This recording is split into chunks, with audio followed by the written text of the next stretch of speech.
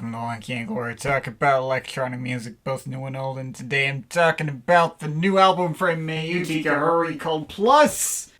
Okay, here we go. For all the 0 of you who missed it, we've just come off the heels of a new proper studio album from Autechre called Sign. If you haven't seen my review of that project, feel free to go back and watch that. I'll put a card up there, and as usual, link to my playlist of my full Autechre discography review will be found in the description. Now, I do remember a while back, long before either of these projects were announced, that Autechre said they had 2 albums finished and heading up the pipeline. Sign was obviously one of them. And then out of nowhere, they randomly dropped the second one without warning less than 2 weeks after it. Given this project's album cover is the same as Sign's, but green, obviously, this was intended to be a direct companion, much in the same way that, like, their Move of 10 EP was to their Oversteps album. Hell, I've even heard many people tell me that these 2 projects were originally meant to be played on top of each other simultaneously.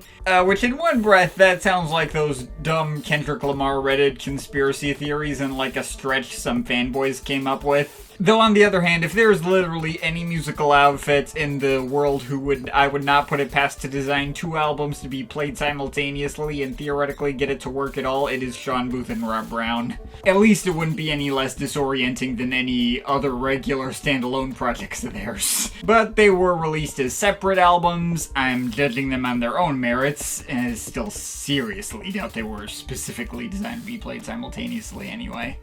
So, yeah. Now, obviously, when I reviewed Sign, I thought it was pretty mid. It was a turn for a much more minimal, melodic, ambient direction that may have sounded refreshing on paper, given how over-the-top much of their work in the years leading up to it were. But it turned out to mostly be pretty dull and unfulfilling. And even a notable step down from a production level in many sections, like the kind of thing I might end up hearing from, like, no-name artists who send albums into the $10 Patreon text post reviews. It wasn't bad by any stretch, or such a departure from their style to be unrecognizable, even had a few moments here and there that I thought were quite good. But on the whole, I really did not have much of any desire to come back to it or hang on to it long term.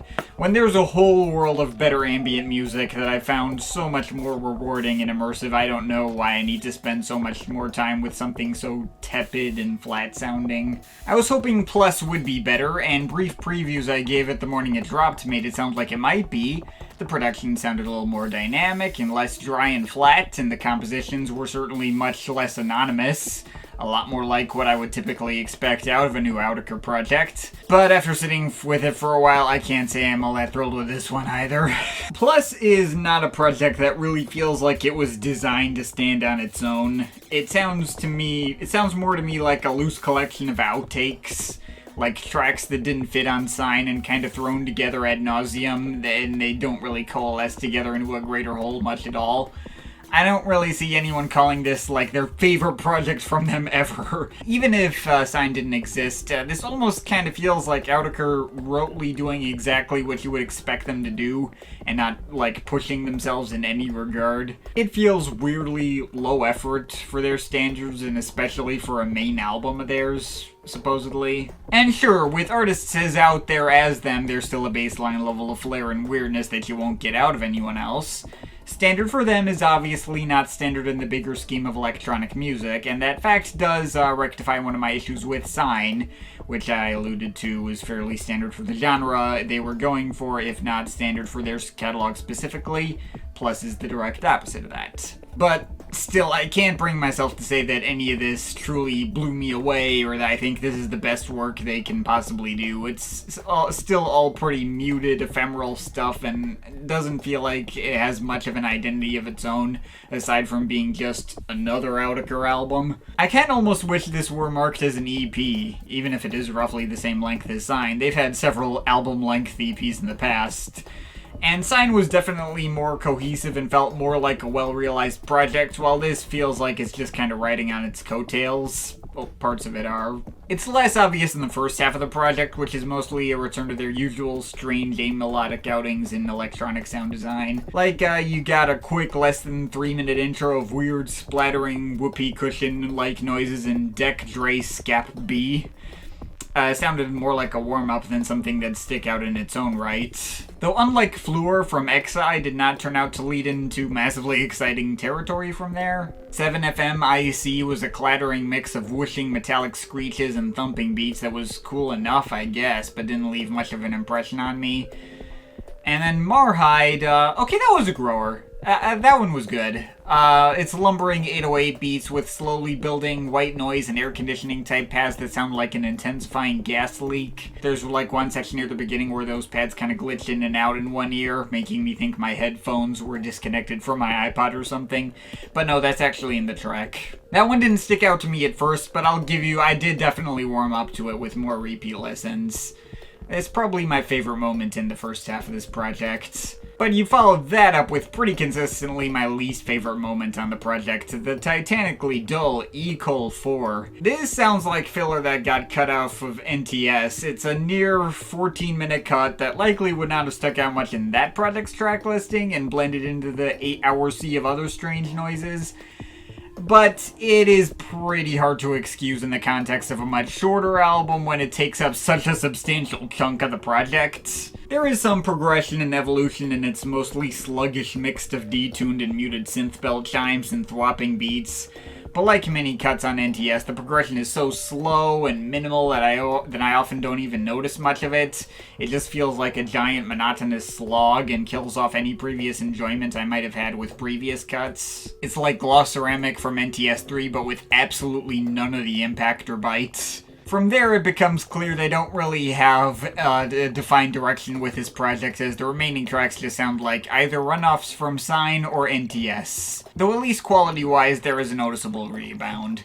Lux 106 Mod is very nice, and while it's another square wave-centric melodic cut like all those that occupy much of Sign, it still would have been one of the better ones had it been included there. There is a nice, optimistic, and refreshing quality to these particular melodies. Less enthused with other similar cuts like 2.pre-esque and Esle 0. Their square wave meanderings were no more interesting to me than most of the stuff on the other album that didn't grab me like Esque Desk and all those. I mean, they were fine, they were really quick, they didn't weigh down the album much, though I can't really say they were doing anything more for me besides just kind of being there. The other two 10-plus minute NTS style cuts were both pretty nice, though. X4 was my favorite cut here overall, without question. Its more fast-paced skittering beats and minimal wailing melodies did create some sense of tension and drama that none of the rest of the album had. And the progression as time went on was a lot easier to notice while still flowing really well, too. There were sections that got overtaken by acid synths, percussion breakdowns that sound like water dripping down a sink drain, the whole thing slowly melting into minimal ambient synth chords at the very end. That was really freaking good. I think I can pretty definitively say this is the best track to come out of either of these projects. And then TM1 Open. While I wasn't nearly as enamored with that one as I was with X4, it was at least better than E-Col 4. The bubbling progressions of synth leaps remind me of SI00 from Sign, but not as good. And the ending where everything just died down to near silence was a bit too drawn out for my liking. Though the way the track changes up over time was able to keep my interest a bit, and of course all the TB303 breakdowns were plenty of fun and still made it worth marking as a highlight. Though it's also kind of going up against weak competition. If this had been included on an actual NTS volume, I probably wouldn't have found it as notable. But yeah, that's plus. I mean, I guess Lux 106 Mod and X4 were good, and Marhide was nice too, but I still wouldn't put any of these tracks among the best they've ever done. Honestly, this project was starting to make me miss NTS. Like, that project was just a lot more daring and interesting, that had way more thought and care put into it, even if it isn't, like, impossible for me to get through in one day without wanting to die. Like, yeah, it's an 8-hour project, so it's understandable. I can get through it in multiple sittings. Plus, this just feels like a B-sides comp. Like just a collection of random tracks left over that didn't fit on other albums and don't service each other. Not to mention the lopsided pacing that puts really short tracks in between really long tracks that just doesn't really work and quite often just had me outright bored. Sign may have had an initial knee-jerk negative reaction due to its flat production, but I do still feel like it had more thought put into it. It was more focused, it felt like they cared a lot more. There are moments in this project that did stick with me, creative ideas here and there as you'd expect that no one else would have thought of doing, more layered sound design than Sign as well. This is hardly a bad project by any stretch. But I can't fight the feeling that they're just running on autopilot for most of this. It just feels like it's supplementary material to add on to Sign for all the fans who love that stuff and not so much something that works well in its own right. And if I absolutely have to treat it as the main album of theirs, yeah, I don't have any qualms marking this as their single weakest one to date. Now, while I'm talking about this, some people may wonder, what about that whole play both albums at the same time conspiracy theory that I mentioned before? I did try that, and I can confirm that it doesn't not work. Obviously, I don't buy for a second that these projects were meant to be listened to in this context. There's little to no beats syncing up, a few moments where tracks openly clash, like when the beats of sch.method2 go over x4 and turn both decent grooves into a complete incoherent mess of kicks and whatever, though the melodies actually do kind of work together pretty well there. Or when, like, thread A goes over slay 0, that sounds like a synthesized herd of screaming, dying cats, and it's seriously, like, one of the worst things I've ever heard. But honestly, these moments are surprisingly pretty few and far between. Given how basic and stripped back these projects were, this makes up for the lack of crazy details in these mixes that you wouldn't typically hope for out of these guys. Like in the earlier half of Plus, where everything is more beat-centric with no melodies, going up over the stronger melodic moments of Sign, that ended up working better than it probably had any right to. Or Lux 106 Mod mixing with Metaz Form 8 and ending up surprisingly compelling. I actually feel like I'd more likely want to return to these projects in that context over their original form. Because as someone who found both of these projects mostly uninteresting and bland, hearing the chaos of these projects just crashing into each other and seeing what happens was honestly a much more exciting experience than listening to them individually. Disorienting, sure, but not in a way that's off-brand for them to any extent. It's like, again, it is not any more disorienting than something like Draft 7.30. If you were as underwhelmed by these projects as I was and felt like giving it a shot, I can co-sign the experience. If you were bored enough and wanted to try it, I did have fun with it. I might do it again. But yeah, Plus by itself, it's meh, and even more meh than Sign was. It's got enough moments that I thought were cool to keep it from falling into pure mediocrity. X4 alone barely saved it from falling into the 5 range. But still, this is really not even close to the best work these guys can deliver, and I find it quite worrying that I'm getting outright bored by these guys. Hoping they can rebound from this, but yeah, this I'm overall feeling like the lightest of solid 6 out of 10. But that, of course, is just my opinion. You can feel free to disagree with it, but I'd like to hear your thoughts, so leave the comments in the comment thing down there. Shout out to my Patreon supporters. They're awesome people. You want to add yourself to that list or make me review something, link to my Patreon in the description. Please save us, Daniel Lopatin. But yeah, that's pretty much it. That's all for today. See you next time.